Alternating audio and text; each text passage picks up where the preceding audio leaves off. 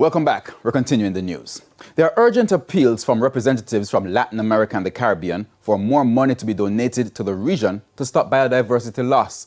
The announcement was made at the United Nations Biodiversity Conference in Montreal, Canada. Kalisha Williams is there.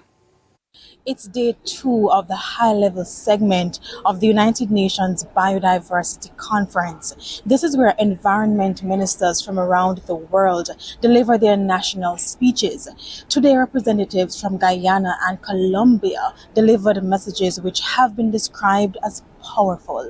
Guyana proudly boasts a deforestation rate of less than 0.07%, and our forest has been estimated at a value ranging from 40 to 54 billion US dollars annually. It is something like a suicide, thinking that development is to industrialize independently of the source of ecosystems that provide life, supposedly to bring benefits to our communities when we, in the development process, are depriving those communities from water, from clean air. Both leaders explained that the biggest challenge in protecting biodiversity in the region is access to finance. Our country possesses some of the most unique ecosystems and biodiversity hotspots, but are also most vulnerable to the adverse impacts of climate change and biodiversity loss.